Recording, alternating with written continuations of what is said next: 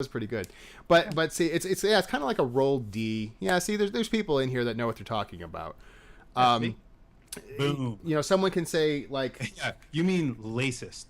right, exactly. So that's why it's not that the Japanese say their L's like R's or their R's like L's. It's kind of both, and it's weird and something I've not really seen explained before in a good way. So that's part of why I wanted to talk about it.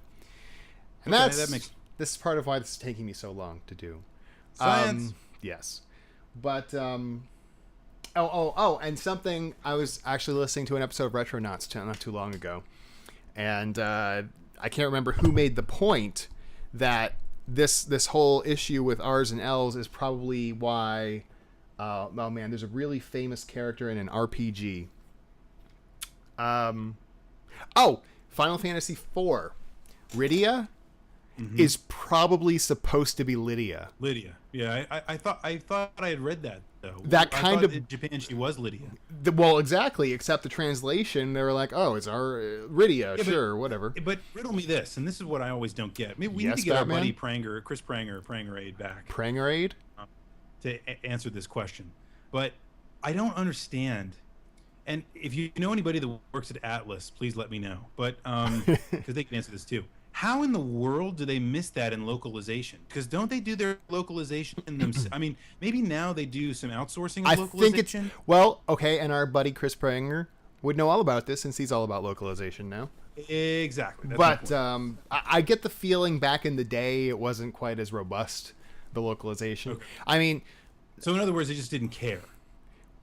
They didn't care if it was Rydia or Lydia, as long as people forked out their money to buy it. I actually like the name Rydia anyway, but... better because it's I mean Lydia's a little bit too common. Exactly. It's like why I like Terra more than Tina, Tina was that's terrible. And it instantly becomes a 9.7 rather than a 10 because of that. I know it's officially Aerith now, but it just sounds like you have a lisp. Aerith. Yeah, sounds better. You can't go back on that one. That's wrong. You're rewriting history there. But anyway, yes, that's something to ask Mr. Pranger. Because a lot of these, back in the day, it seemed a lot of these translations were done by one person. Man, I can't remember the guy that did. It's like, is it Ted Woolsey that did a lot of the Square translations? That sounds about right. Yes. But this is why I just don't get how the localization teams miss something that, because somewhere somebody had to make that decision. That instead of it being Lydia, it was going to be Rydia. And unless it was just a bunch of clowns running around in a room honking horns, and punching each other's noses and stuff, I mean, somebody had to go, okay, the decision's made. It's Rydia, not Lydia. Well, they can do that now. I don't, because modern communications I mean, are like that. Somebody had to make that decision even back then. Someone in the room had to go, oh, God. This is Rydia, not Lydia. Someone had to make that decision. Phil Sandhop, poor Ted. Woosley. Is it Woosley? Anyway. I had the same problem. The first time I looked the man up, I couldn't even pronounce his name. My good buddy Earthbound X has just mentioned that Legends of Localization, which is done by Mado over at earthboundcentral.com. He's actually a translator. He's like a professional translator, and he was also one of the founders of Starman.net. He does a series called Legends of Localization, and he's doing Final Fantasy IV right now. And he goes through the entire game and tells you how it was different, how each different iteration of the game, the Japanese, the American, and stuff, how the scripts are different. And it's really fascinating. I mean, not just scripts, but also, how Nintendo of America would censor things from time to time, So check that out. Didn't Chris Kohler get his start as a translation specialist? I don't know for sure. I do know that he spent time in Japan, and he speaks fluent Japanese, as I recall. Yeah, he is a smart man. He knows a lot about a lot of things off the top of his head. I think that was why he majored in Japanese, because he was so into video games. He's a stand-up guy. He's a stand-up dude. So how would you say Jorge the party animal in Japanese? I don't. I tried my hardest not to say anything in Japanese. It should still be Jorge, I would think. It should be Jorge, right? Jorge. Anyway. Jorge. Oh, the site. Well, I mean, EarthboundCentral.com is Mado's main site. Where he does the Legends of Localization, I am not as sure off the top of my head. Earthbound X, do you have that? Do I have Earthbound X? No. Earthbound X is a guy. He tried to link it, but he guess he can't. Yeah, I don't think he can do I links. see it. I see that. Okay, I got you. Just put in the name of the URL without the .com or anything like that. Yeah. Boom shakalaka. What do you Rue, what do you think of the script differences in Chrono Trigger DS to the original SNES incarnation? You know what? I have Chrono Trigger DS. I still haven't played it. Yeah, I same with me. I have it. I haven't even turned it on. I mean, the Super Nintendo version is so damn good. It's just like, although if I go play it again, I play it there. I did just pick up my 3DS the other day. XL. Bully for you. Yeah, Google Legend of Localization. You should be able to find it. It's very fascinating. What about the sneak peek? You missed it, Amazing World of Roy. I just read from the script. It was amazing. We all learned and laughed and loved. Literally all of them. Yes, all at once. Simultaneously. Mm-hmm. Do we want to... So I know I asked this like 10 times already. Do we want to talk about our marathon? Sure. Actually, we had a really good... Oh, what was the idea? There was a really good idea that was out there that somebody said, and it was very much in passing, but I thought it was... this was a really good idea. I hadn't even thought about this. What about FMV Hell? That's been done. I know, but it's such a great idea. Because you get the best of all the crap, right? I mean, it wouldn't just... But the problem is, see, the issue with that, though, is we'd have to collect everything into one singular place, and we get into lots of problems, and it just ends up being really awful. Yeah, okay. Anyway, it would be entertaining to watch. Probably not very entertaining to put on. Thank you, just in case. I appreciate the sentiment. Sonic Rose is going to quiz me on the next live stream. Why do I think Star Fox 2 was canceled? Oh man, I heard some really good reasons for this on another recent Retronauts. I've been listening to them a lot at work lately. Retronauts is awesome. I think a lot of it had to do with man, what was it? I think the N64 was coming up, and they wanted to get away from doing 3D games on the Super Nintendo so that people would have a reason to buy the 64, or at least that was a theory. The Ultra 64? They should have kept that name. They really should have. What games are you interested in for the 3DS? Probably the Mario 3D. That sounds pretty good. Mario, you know what I'm interested in? Nothing. A Commodore 64 Christmas. That sounds terrible. That sounds awesome. And it does. You know what I'm actually really excited to get is Final Fantasy Theta Rhythm. Is that how you pronounce it? It's basically like Elite Beat Agents, but with Final Fantasy. Yeah, I saw that. I don't know. Except man. It's like $50 because Square is crazy at pricing their games for some reason. What the hell? Well, I mean, clearly, it's working for them. I don't know. Maybe it's not. Yeah. Frog doesn't talk in archaic English anymore in the DS remake. Why? Really? Why would they do that? Really? That makes me sad. But is it fully voiced like it is in Final Fantasy IV for DS? I don't think so. Oh, okay. I don't think so. No, because it's almost more of a port than a remake, like Final Fantasy IV, which I'm playing through right now for the DS, is an awesome remake. I very much really like that. It's actually got a good modern feel to it that maintains the feel of the original game. It's like exactly what they should do when they remake a game. It was perfect.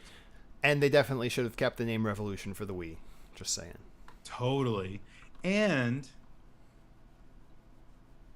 they, I think, should have developed...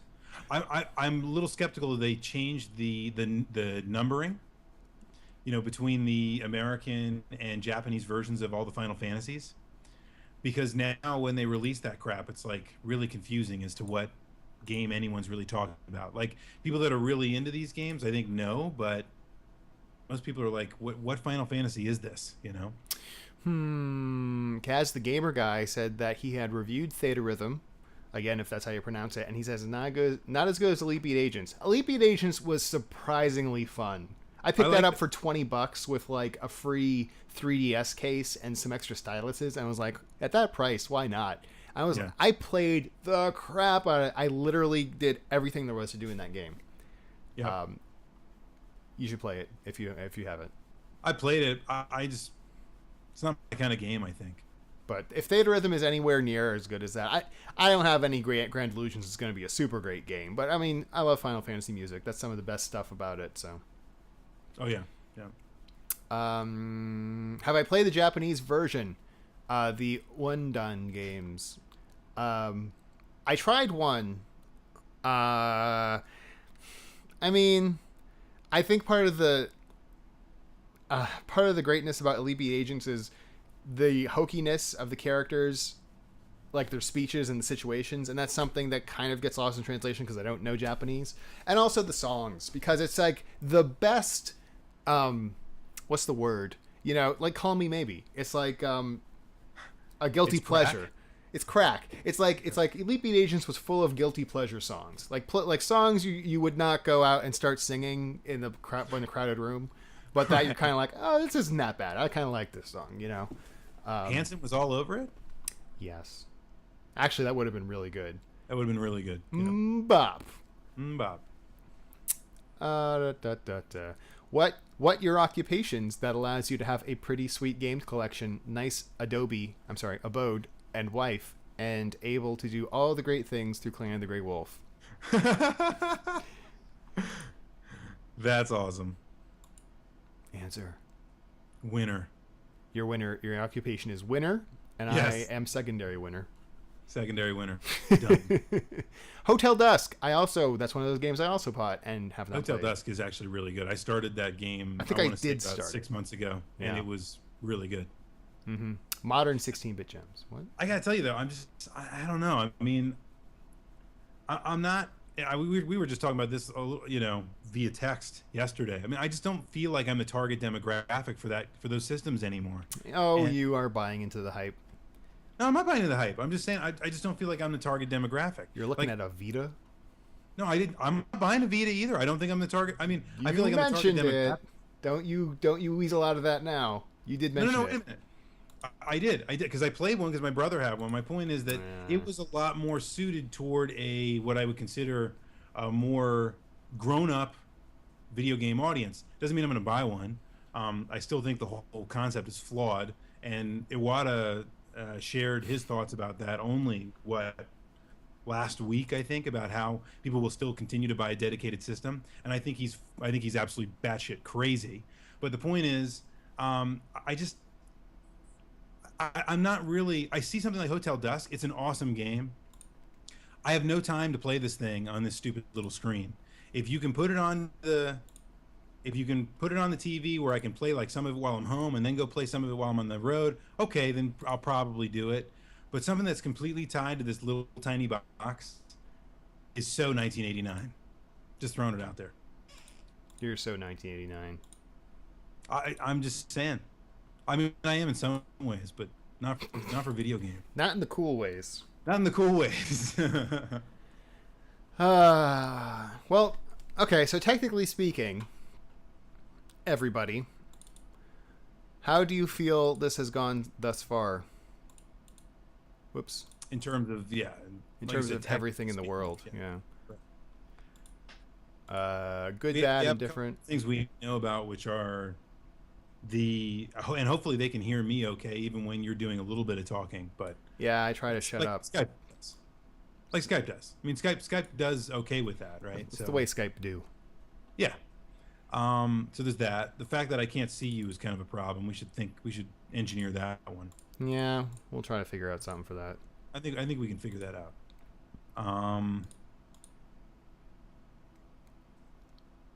That it? Anything else? Are we good except for that? I'm pretty good except for that. I mean, this is okay. Besides the initial problems we were having, this is working all right. I don't know. I'm fiddling with things. What do the comments say there? They say audio's crisp. I've heard people say good things. I'm not going to repeat. Some of them are just funny, but give it to me verbatim. Pure compilation of wowzers. I thought that was a good one. I like that. That's good. That's a comment. Good stream. Keep it up. Enjoying the stream. Commodore can be heard fine. Just choppy-ish video, which I think